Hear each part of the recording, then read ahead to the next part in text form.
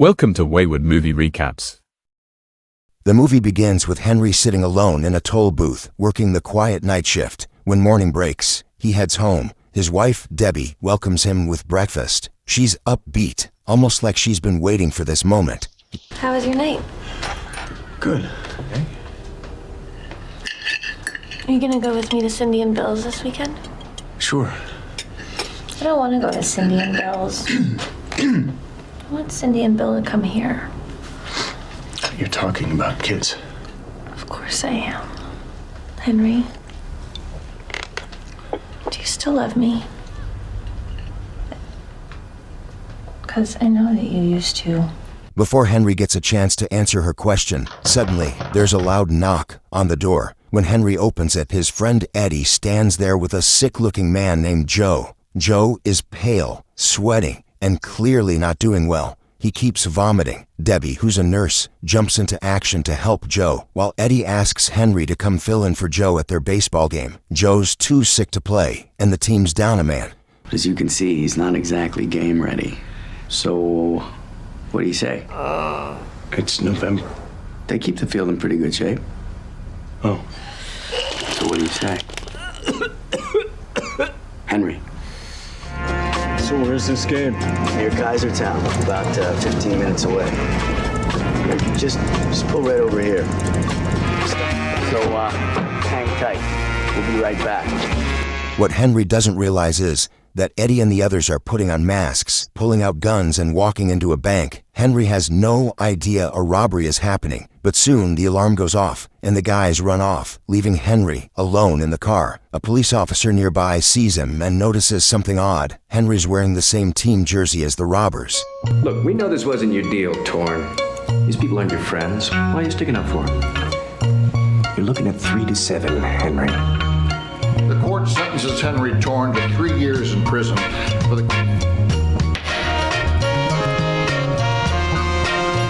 Hey, you here. I'm Max. Henry, Good.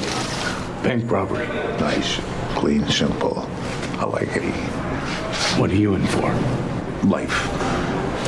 Well, it's not like you got a lot of choices. There you go. The next morning, Max talks during breakfast about how most prisoners once had dreams, but they all ended up here because something went wrong. When he asks Henry what his dream was, Henry says he never had one. The real crime is not committing to your dream. What is yours anyway? I'm not sure I ever had one. About a dream. I mean, what kind of life's that? I don't mean any offense, Henry, but you're in jail. How are you? I'm okay. There's something I have to talk to you about. Okay. I fell in love. I mean, it just happened. It's all right. You're not mad? Strangely, Henry takes it well. He tells Debbie that he just wants her to be happy. Months go by. Max listens to Henry joke around with other inmates about how he might fake being dangerous just to stay locked up. The head of the board comes and says, okay, Max, what are you going to do for us this time if we let you out? I'm going to break into your house and then I'll kill your dog and set the house on fire. And I'll bite and I'll mangle and I'll tear the tongue out of everything that's breathing. Scared the shit out of me, I tell you that. When's your review coming up? Next month. Everyone knows Henry's innocent.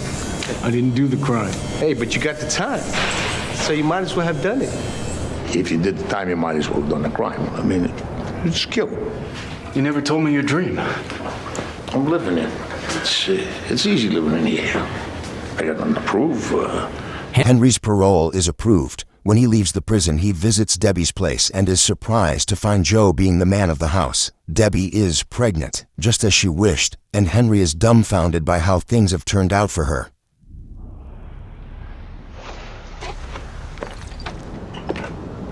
That's everything you wanted. What are you gonna do now? Honey, it's starting to arrive. You could be a distributor for Jin Chi. It's Korean kitchenware. Anyway, give it some thought. I just wanted to say thank you, for not giving up my name. I don't know your name. Later, he stands by the bank where everything that happened to him began. Suddenly, he doesn't see a car coming and gets hit by it. The woman driving, Julie, yells at him. You idiot! You weren't even looking where you were going. Are you okay? Right? Yeah, don't get up. I'll call an ambulance. No. He walked right out into the street. No, I saw the whole thing. You were on your phone. You weren't even paying attention. Oh, they let you out, huh? Yeah. Thanks. Did you call an ambulance? It's okay. I really am fine. Hello, guy. You look familiar. Take a chance on Buffalo. That's you. Unfortunately, yeah. And, be more careful.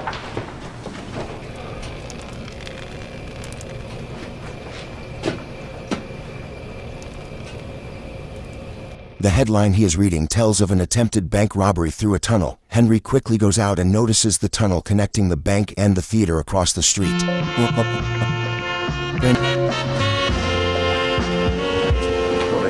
See that face again. I figured it out. You figure what out? My dream. Oh, the bank is your dream. Yeah. What kind of cockamamie dream is that? I did the time. I may as well have done the crime. Help you what? Will you help me rob the bank? I missed you, Henry. Max clearly isn't thrilled by the proposal and doesn't give him hope for further convincing. Afterward, Henry visits the theater. Julie is there rehearsing for a play. Who's having us drink my coffee? I'm sorry, Fears is sick today. What? He's... I'll pretend Fears is here. You're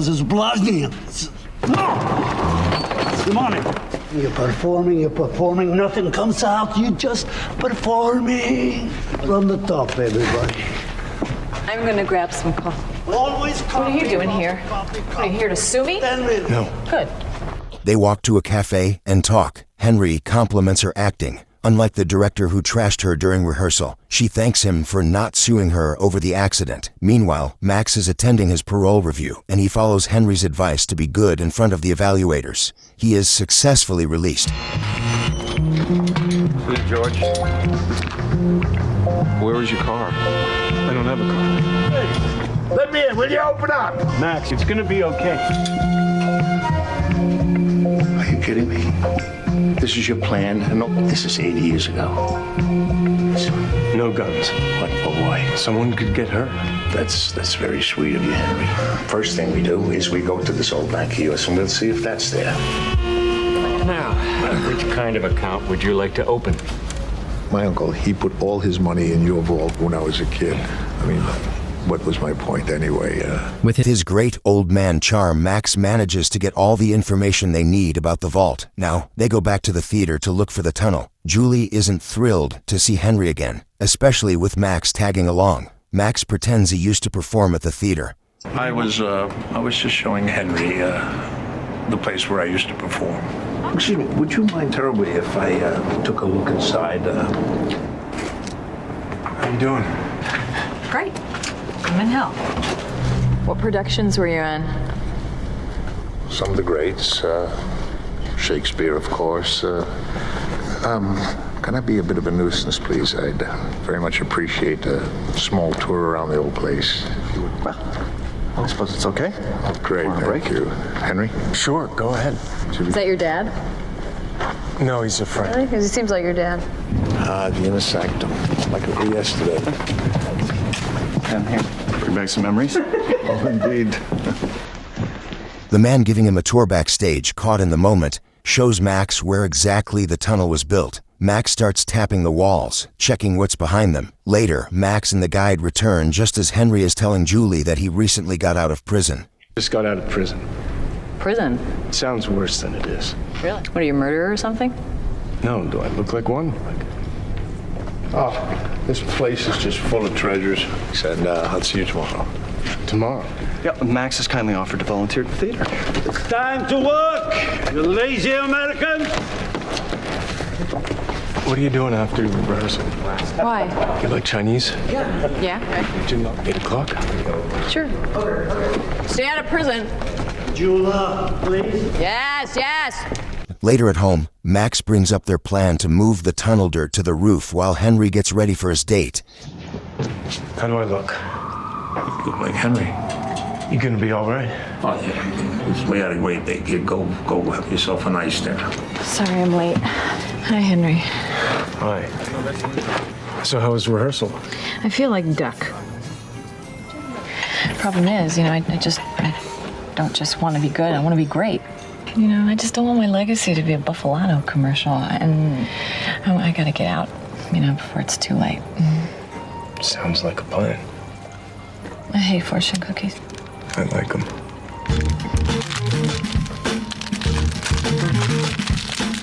After they eat, they walk to a nearby waterfall. It's there that Henry finally opens up. He tells her how he ended up in prison, and then, almost playfully, admits he actually wants to rob the bank for real. Julie finds his story a bit hard to believe, but she enjoys his company.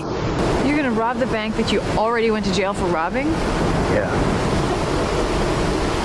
Hilarious, Henry. Let's get some ice cream. I can't believe I'm sitting here. Neither can I. God knows, I love my country. Page 21. Read the next line. Like it's real. Just say it to me. You could blow me down. I just want you to believe in me like in the old days. Again. I'm so glad I ran you over. Me too. After the unexpected kiss, Henry can't help but be immersed in Julie's boldness. She has all that he lacks, a great enthusiasm and a colorful soul. They decide to follow their hearts and sleep together that day, with deep affection. The next day, Henry and Julie arrive back at Max's apartment. The dirt from the tunnel goes on the roof. It's all right, she knows. She does. I didn't know the dirt from the tunnel goes on the roof. What do you mean you told her? It's okay. No, it is not. It's not kosher. So what were you in prison for, Max? I was a conference man. So, essentially, you make people feel good, and then you rip them off. Aren't you guys worried about getting caught? Well, I like jail. Well, you are a criminal. You're a greedy little criminal. Excuse me. What? After breakfast, Max asks Julie for a ride to the theater. As they talk, Henry reminds Max about the car. While riding with Julie, Max has an idea. He decides to audition for the play as a way to gain access to the tunnel again. By chance, the actor who was supposed to play a lead role steps down. We could be digging right now. We could? Yeah, if we were in that damn dressing room. I got an idea. What? What if you played Lepakin? I can't be Lepakin. I'm not an actor. Well, you're not a bank robber either, and you're doing that, aren't you? She said you were a natural. So, a natural is a natural. there has to be another way. No, this is the way. You're gonna be great, I swear to you. What's going on? You unprofessional! Mr. Miladragovic. Shit! The West End. You're a lucky boy. Well, go, yeah. Run book to that pandering populace. Ha! Goodbye, Derek. I'm sorry. We could have auditions this afternoon. I have a list of... I can't hear you when you're yelling. You mean Henry should play Lepakin? Yes, so just give this a little think here, Julie. Look. Shortly after Henry gets the role, it gives them full access to explore the room that leads to the tunnel. But they soon realize the tunnel job is too much for just 2 people.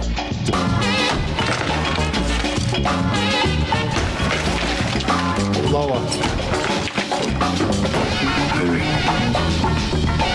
that is a shit pile of dirt.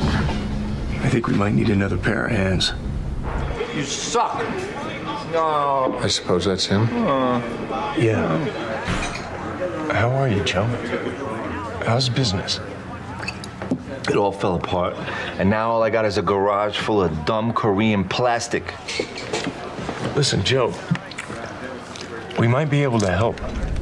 So what do you think? I think we should get some guns and go get the money through the front door. Joseph, we're not doing one of those stupid robberies with tellers. Henry. As they continue digging, Julie starts to understand Henry better. He is dedicated to the role, and he doesn't let the team down. He's also not chasing money. He just wants a fresh start. That girl gonna come and run into easy. Running her down like a mouse after cheese. You got to be. One night, while they are walking home, Henry, Max, and Joe, the police officer who arrested Henry, show up. First I see you guys in the bank. Now I see you coming out of a theater behind the bank. I know what you're up to, gentlemen. So what's on your mind, Frank? Once a month, a truck goes to all our partner banks, takes up all the currency and brings it back home. 8 to 12 million held in our vault. Only a bunch of fools rob that bank any other time. I could help you with the alarms. I could be your guy on the inside. This sounds like a setup, man. Back at the theater, the rehearsal goes on, but the director can't seem to be satisfied with Julie's performance. He constantly pushes her to her limit and even crosses boundaries to insult her. F you, Derek. Yeah, then show us. Now, if you want to become a great actress, then you have to reveal. Maybe you want to die old, alone, unemployed? Is that what you want? Oh, that's right, Julia. Run! 5 minutes, people. 5 minutes, everyone. Are you okay? I hate him. I'm a good actress. I am a damn good actress. I've heard it my whole goddamn life. What? And I'm cold. Henry and Max are curious about who might be visiting when they hear a knock at the door. It's Joe and Eddie. Joe looks hurt. Eddie says Joe told him everything and now he wants in too. But his approach and attitude are definitely not favored by the old man Max. Who's this guy? I know the whole story, and I don't dig. Somebody tell me, who the hell is this guy? I'm in, or you're out. This poor guy doesn't know what he's talking about. He's out. You will please get the hell out of that chair. Relax, old man. All right. I know it's right. What do you want, Eddie? The American dream. The next day, Max and Henry go to the theater and learn that opening night is just days away. Henry freezes. He says he's not sure he can go through with the robbery anymore. I can't do it. You can't do what? I can't do this. You forced me out of jail to help you. See, I got through my whole life with my mouth, bullshit. But now I am gonna do something. Do you understand? Take a chance on Buffalado. Oh, I hate this commercial. We have to do it opening night. What? Yeah. So you're leaving? I was thinking we could meet. What? I was thinking California.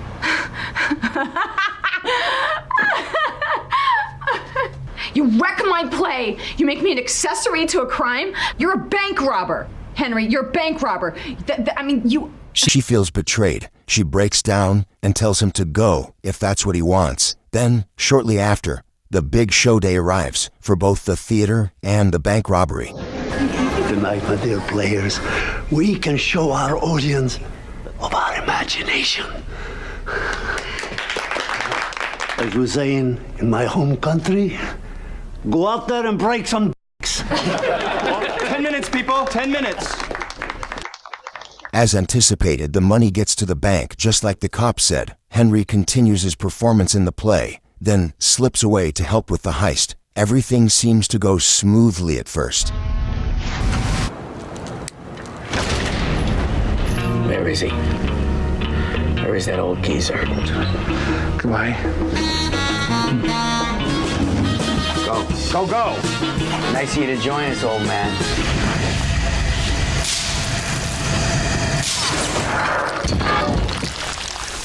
Welcome to my world, bitches.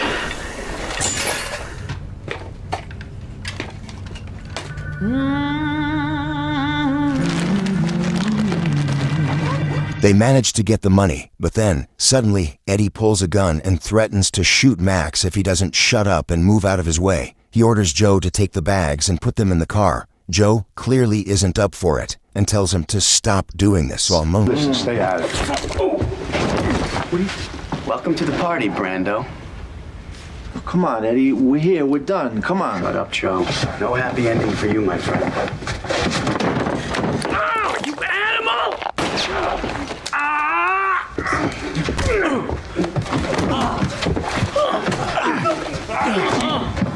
You old Max. Max. Act 4 places, people. It's going very well, everyone. Though injured, Henry drags himself back to the stage and finishes his scene. Meanwhile, Eddie is knocked out and locked back in the tunnel. With the problem handled, Max, Joe, and Henry drive off with the cash.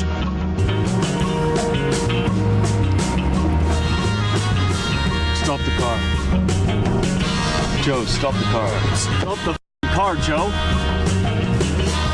What the hell are you doing? He's leaving. I'll be seeing you. What's going on? Let's get the hell out of here. Drive. Don't speed. Facing the crowd and Julie, Henry tells her he came back. He says, even though it's not part of the script, he wants them to go to Moscow together. He keeps saying he loves her and wants to stay by her side. Julie tries to keep the show moving, but Henry won't stop. Well, you should have gotten on that stupid train. You made a mistake. I'm not telling you how I feel. No, don't pretend you care about me. You think this is about money? Yes. It's never been about money. You know that. My sister! You need any help? Get out! Lepakin, don't you have a train to catch? Get out! The audience watches, engaged and not bothered at all. More people even shout for Julie to say yes and go to Moscow. The director, catching on, asks for the lights to be lowered and tells Julie to give her answer. I'm not afraid. Yes, you are. Of what, Henry? Tell me. Meet me in Moscow. Go with him! Meet him in Moscow! Lights down, 10. Julie doesn't say anything directly, but her expression says it all. She's ready for a long vacation with this unusual yet lovable man named Henry. Thanks for watching.